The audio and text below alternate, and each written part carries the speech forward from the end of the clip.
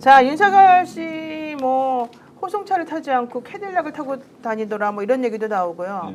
또 구치소에서 32인용 4개 거실을 혼자 독차지하고 있더라. 이런 얘기 나오고 사실 그 얘기는 우리가 저번에부터 많이 들었고 알고 있었던 내용이긴 한데 여기에 대해서 법무부는 아니다. 또 이제 이렇게 얘기를 했답니다. 호송차 얘기는 확인해 줄 수 없다라고 얘기를 하고 확인이 안 된다라고 정확하게 아마 얘기했던 것 같아요. 그래요? 네. 그리고 어쨌든 4개 거실을 독차지한다. 이 부분에 대해서는 사실과 다르다 뭐 이런 주장을 했던 것 같은데 그렇죠. 사실이 아니다라고 얘기를 한 게 아니라 사실과 다르다라고 얘기를 네, 했기 그게 무슨 때문에 뜻일까요? 사실과 다르다가? 이제 뭐 원래 악마는 디테일에 있다고 얘기를 하지 않습니까? 네. 우리 박은정 의원은 이제 얘기를 발표하실 때 그 8인실 하나를 독차지하고 있고 옆에를 다 비워놨다. 그래서 실질적으로 이제 32인용 거실 4개를 그냥 독차지하고 있다라고 얘기를 했는데 그게 5개일 수도 있겠죠. 그러니까 사실이 정말 아니고 자기들이 자신이 있으면 5개면은 이제 뭐 이제 32인보다 더 넘어가겠죠. 네. 뭐 40인분이 되겠죠. 그러니까 얘들이 사실과 다르다라고 얘기를 했잖아요. 아유 이게 정말 아니면 그렇지 않다. 일반인들하고 똑같이 하고 있다라고 표현을 했을 것인데 그렇게 표현하지 않잖아요. 저는 그리고 캐딜락 요것도 하나 간단하게 제가 말씀 올리면 캐딜락 타고 왔다. 이게 대단히 심각한 게 실제 그 안에서는 뭐든지 할 수 있잖아요. 김성훈이랑. 네. 그래서 뭐 비화폰 가지고 또 뭐 김건희 지시를 받았는지 모르겠습니다만 중요한 거는 구치소가 확인이 불가능하다라고 얘기하는 대목에서 이거는 교정 행정의 공백이 생겨버린 거예요. 그렇죠. 확인해 보니 사실이다 또 아니다라고 이야기해야만 하는 것인데 구치소 측이 확인이 불가하다면 그러면 사실상 그 안에서 일어나는 일에 대해서 자기들이 권한 밖으로 감시하지 못하고 있다는 취지란 방임하고 말이에요. 있다는 거죠, 그냥. 법무부 역시 확인이 불가하다. 경호처가 장악을 하고 지들 마음대로 하고 있다는 거죠. 맞습니다. 박근혜 때 보면 그 굉장히 초췌한 얼굴로 수갑차고 수의 있고 이게 다 보여줬잖아요.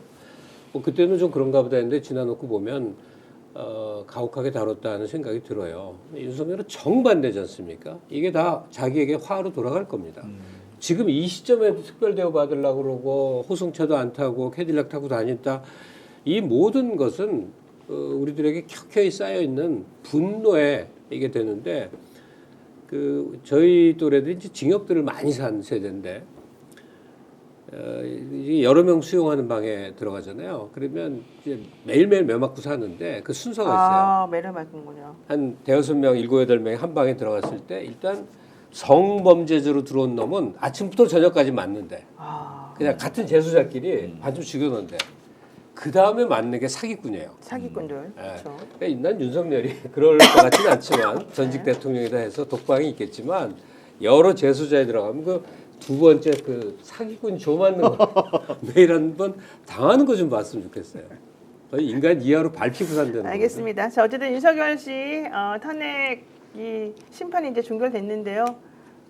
언제 결정이 날지는 잘 모르겠습니다만 많은 분들이 3월 10일 전으로 결정이 날 것이다라고 지금 예상들을 하고 있어서 어제 사실은 김계리 변호사 등등을 비롯한 윤석열 측의 변호인단들이 내뱉은 궤변을 듣는 것만으로도 사실 너무 힘들었었는데 뭐 하루 종일 얘기 들으셨겠습니다만 김계리 변호사는 내가 개몽됐다 뭐 이런 이상한 말까지 해가지고 사실은 정말 무슨 변호사로서 그런 말을 할 수 있는지에 대해서 의문을 품게 만드는 그런 상황도 있었습니다. 저는 그런 생각을 했죠. 네. 역시 저 국민의힘에서 어떻게 공천이라도 한번 받아보려고 하면 그거죠. 네. 저렇게까지 해야 되는구나. 국힘 여성의원 계보가 있다고 그러잖아요. 그렇죠.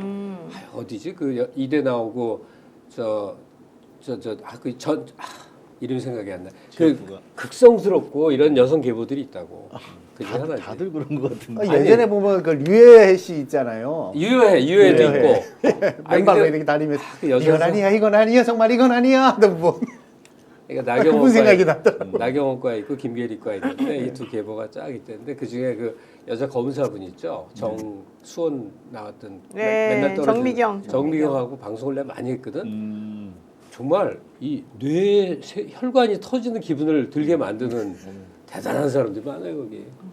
어쨌든 그렇게 되고 싶어서 그런 거다 이렇게 보시는군요. 그거 아니면 뭘로 설명을 합니까? 설명할 말 길이 없다. 그럼. 네.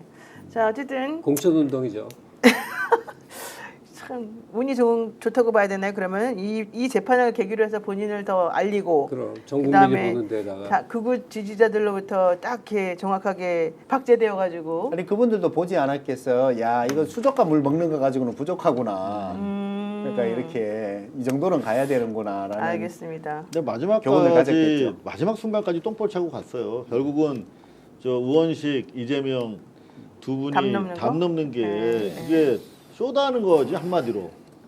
아니, 저는 근데 이 결국은 정도- 그래가지고 다시 소환시켰잖아요. 그 국임당 선수들조차도 예.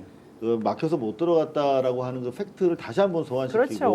오히려 사실은 탄핵 소추단 아니냐 이런 얘기까지 나왔어요. 아니 그럼요. 그래서 이제 이분은 보면은 변호사 윤리 규정에 보면 결국 변호인은 자기가 변호하는 그 사람을 위해 가지고 최선을 다해야 되는데 이분은 그게 아니니까. 네, 맞습니다. 미움과 증오로 패배 꼬인 그 어투와 표정 있잖아요.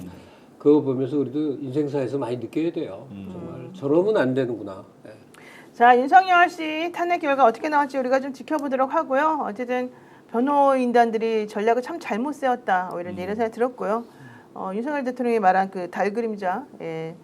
그랬더니 정청래 의원은 그 달 그림자가 달이 바로 뭐 목격자다 이런 목격자라고. 얘기까지 지금 나올 정도로 아주 어록이 많이 생성된 그런 날이었던 것 같습니다. 하지만 정확히 말씀드리면 진실은 결국 드러날 수밖에 없고 대한민국은 항상 올바른 국민들의 선택에 의해서 올바른 길을 걸어왔다는 것을 우리가 믿으면 될 것이다라고 생각하고 있고요.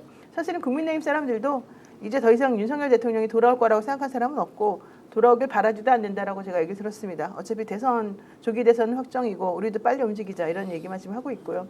그렇다고 해서 이번 대선이 그들 뜻대로 잘 될 거라고 보는 사람들도 사실 없다고 합니다. 왜냐하면 지금 명태균 씨 폭로가 계속해서 나오고 있을 뿐더러 제일 유력한 후보인 오세훈, 홍준표 이런 사람들이 지금 완전히 망가지고 있습니다. 게다가 개혁신당의 이준석 대표도 사실 여기서 자유롭지 못하고 이준석 의원도 그렇기 때문에 우리가 한번 이런 상황을 좀 지켜보면서 결국 누구를 뽑는 것이 가장 현명할 것인가 대한민국을 위해서 이번에 계엄 선포를 해서 뭐 경제적 손실 입은 게 157조다 뭐 이런 얘기도 나오던데 제가 정확하지는 않습니다만 이제 빨리 우리는 이제 다시 이제 상처를 치유하고 회복하는 과정이 필요하기 때문에 이렇게 지금 있을 수가 없다 이런 생각이 듭니다.